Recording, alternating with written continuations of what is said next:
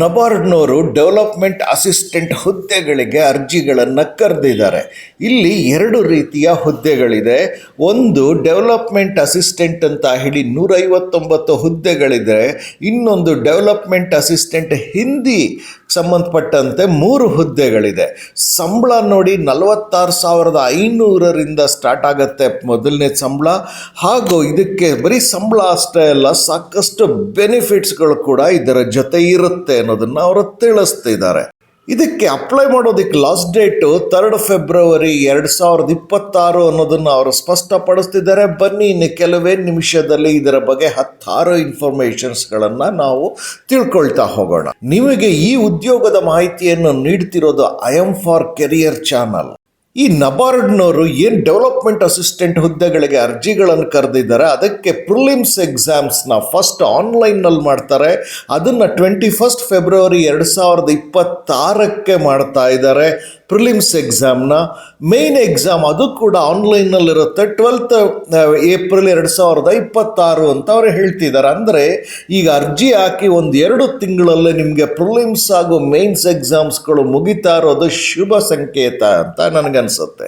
ರಿಸರ್ವೇಷನ್ಗೆ ಬಂದರೆ OBC, SC, ST, EWS ಅಂತೆಲ್ಲ ರಿಸರ್ವೇಷನ್ಗೆ ಬಂದರೆ ಸರ್ಕಾರದ ನಿಯಮದಂತೆ ಅದೆಲ್ಲವೂ ವ್ಯಾಲಿಡ್ ಅಂತ ಅವರು ಹೇಳ್ತಿದ್ದಾರೆ. ಅದೆಲ್ಲವೂ ಸಿಗುತ್ತೆ. ವಯಸ್ಸಿಗೆ ಬಂದಾಗ 21ರಿಂದ 35 ವರ್ಷ ಇರಬೇಕು ನಿಮ್ಮದು ಅಂತಾರೆ.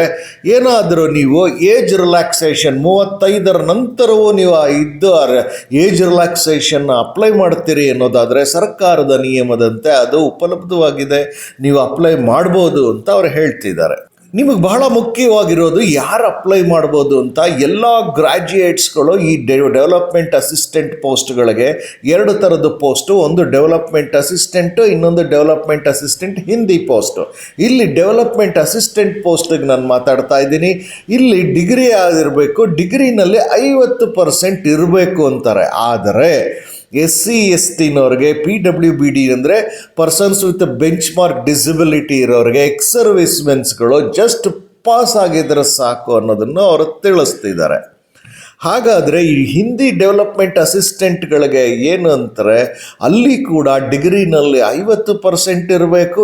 SC, ST, PWBD ಮತ್ತು ಎಕ್ಸ್ ಸರ್ವಿಸ್ಮೆನ್ಸ್ಗಳಿಗೆ ಜಸ್ಟ್ ಪಾಸ್ ಆಗಿದ್ರೆ ಸಾಕು. ಆದರೆ ಇಲ್ಲಿ ನೀವು ಅಡ್ವರ್ಟೈಸ್ಮೆಂಟ್ ಓದಿದಾಗ ಗೊತ್ತಾಗುತ್ತೆ, ಡಿಗ್ರಿನಲ್ಲಿ ಹಿಂದಿ ಮತ್ತು ಇಂಗ್ಲೀಷ್ಗಳನ್ನು ಮೇಜರ್ ಆಗಿ ತಗೊಂಡಿರಬೇಕು ಅಥವಾ ಎಲೆಕ್ಟಿವ್ ಆಗಿ ತಗೊಂಡಿರಬೇಕು. ಅದೆಲ್ಲದರ ಡೀಟೇಲ್ಸ್ಗಳು ಮುಂದೆ ನಾವು ತಿಳಿಸ್ತಾ ಹೋಗ್ತೀವಿ. ಮತ್ತೆ ಬಹಳ ಮುಖ್ಯವಾಗಿ 2 ಪೋಸ್ಟ್ಗಳಿಗೆ ಅವರು ತಿಳಿಸೋದು knowledge of word processing on PC, ಇದು ನಿಮಗೆ ಇರಲೇಬೇಕು ಅನ್ನೋದನ್ನು 2 ಪೋಸ್ಟ್ಗಳಿಗೆ ಅಪ್ಲೈ ಮಾಡೋರಿಗೆ ಗೊತ್ತಿರಬೇಕು ಅನ್ನೋದನ್ನು ಅವರು ತಿಳಿಸ್ತಿದ್ದಾರೆ.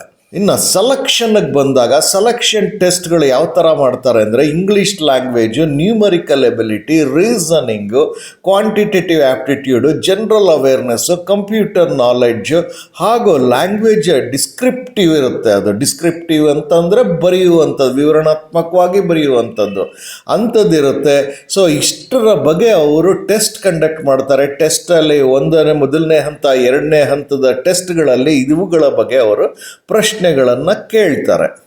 ಎಕ್ಸಾಮಿನೇಷನ್ ಸೆಂಟರ್ಸ್ ಬಂದರೆ ಅದು ಅಕ್ರಾಸ್ ಇಂಡಿಯಾ, ಅಂದರೆ ಭಾರತದಾದ್ಯಂತ ಎಕ್ಸಾಮಿನೇಷನ್ ಸೆಂಟರ್ಸ್ ಇದೆ. ಕರ್ನಾಟಕದ ಮಟ್ಟಿಗೆ ಬಂದಾಗ ಬೆಂಗಳೂರು, ಮೈಸೂರು, ಮಂಗಳೂರು, ಉಡುಪಿ, ಹುಬ್ಬಳ್ಳಿ, ಧಾರವಾಡ, ಬೆಳಗಾವಿ, ಮಂಡ್ಯ, ಹಾಸನ, ಶಿವಮೊಗ್ಗ ಮತ್ತು ಕಲಬುರಗಿನಲ್ಲಿ ಇವರು ಎಕ್ಸಾಮಿನೇಷನ್ ಸೆಂಟರ್ಸ್ಗಳನ್ನು ಮಾಡ್ತಿದ್ದಾರೆ. ಕಡೆಯದಾಗಿ ನಿಮಗೆ ಬೇಕಾಗೋದು ವೆಬ್ಸೈಟ್ ಲಿಂಕು, ನೋಟಿಫಿಕೇಷನ್ ಲಿಂಕು. ನೀವು ಡಿಸ್ಕ್ರಿಪ್ಷನ್ ಬಾಕ್ಸ್ಗೆ ಹೋಗಿ, ಅಲ್ಲಿ ನಾನು ಎಲ್ಲ ಲಿಂಕ್ಗಳನ್ನು ಕೊಟ್ಟಿದ್ದೇನೆ. ಡಿಸ್ಕ್ರಿಪ್ಷನ್ ಬಾಕ್ಸ್ಗೆ ಹೋಗೋದು ಗೊತ್ತಿದೆ ಅಲ್ವಾ? ಲಿಂಕ್ ಮುಖ್ಯನವೇ. ವಿಡಿಯೋನ ನೋಡಿದಾಗ ಮಾತ್ರ ವಿಡಿಯೋ ಕೆಳಗಡೆ ನಿಮಗೆ ಮೋರ್ ಅನ್ನೋ ಪದ ಇರುತ್ತೆ. ಅದನ್ನು ನೀವು ಕ್ಲಿಕ್ ಮಾಡಿದಾಗ ಡಿಸ್ಕ್ರಿಪ್ಷನ್ ಬಾಕ್ಸ್ ಓಪನ್ ಆಗುತ್ತೆ. ಅಲ್ಲಿ ನಾನು ಎಲ್ಲ ಲಿಂಕ್ಗಳನ್ನು ಕೊಟ್ಟಿದ್ದೇನೆ. ನಿಮ್ಮಲ್ಲಿ ಕೇಳೋದಿಷ್ಟೇ, ನೋಟಿಫಿಕೇಷನ್ ಅಥವಾ ಅಡ್ವರ್ಟೈಸ್ಮೆಂಟ್ ಲಿಂಕ್ಗೆ ಹೋಗಿ ಅದನ್ನು ಕನಿಷ್ಠ 2 ಬಾರಿ ಆದರೂ ಹೋಗಿ ಓದಿ. ಆಗ ನಿಮಗೆ ಸೆಲೆಕ್ಷನ್ ಪ್ರೋಸೆಸ್ ಬಗ್ಗೆ, ಅರ್ಜಿ ಹಾಕೋದು ಹೇಗೆ ಅನ್ನೋದ್ರ ಬಗ್ಗೆ, ಏನಾದರೂ ಅಪ್ಲಿಕೇಶನ್ ಫೀಸ್ ಇದೆಯಾ, ಎಜುಕೇಷನ್ ಬಗ್ಗೆ, ಸ್ಯಾಲ್ರಿ ಮತ್ತು ಬೆನಿಫಿಟ್ಸ್ಗಳು, ಎಕ್ಸಾಮಿನೇಷನ್ ಸೆಂಟರ್ಸ್, ಹೀಗೆ 16 ವಿಚಾರದ ಬಗ್ಗೆ ಸಂಪೂರ್ಣ ಮಾಹಿತಿ ಸಿಗುತ್ತೆ. 2 ಬಾರಿ ಓದಿ ಅರ್ಥೈಸ್ಕೊಂಡು ನೀವು ಅರ್ಹರಿದ್ದರೆ ಇಂಥ ಉತ್ತಮವಾದ ಸಂಬಳ ಇರುವಂತಹ ಉದ್ಯೋಗಕ್ಕೆ ನೀವು ಅರ್ಜಿಗಳನ್ನು ಕೂಡಲೇ ನೀವು ಹಾಕಿ ಅಂತ ನಾವು ತಿಳಿಸ್ತೇವೆ. ಈ ಮಾಹಿತಿಯನ್ನು ನಿಮಗೆ ತರ್ತಾ ಇರೋದು ಐಎಮ್ ಫಾರ್ ಕೆರಿಯರ್ ಚಾನಲ್. ಇದರ slogan my path my future. Subscribe ಮಾಡ್ಕೊಳ್ಳೋದ್ರಿಂದ ಮತ್ತಷ್ಟು ಉದ್ಯೋಗದ ಮಾಹಿತಿ ಸಿಗ್ತಲೇ ಹೋಗುತ್ತೆ. ಈ ವಿಡಿಯೋಗೆ ಒಂದು ಲೈಕ್ ಬಟನ್ ಕೊಡಿ ಅಂತ ಹೇಳ್ತೇವೆ.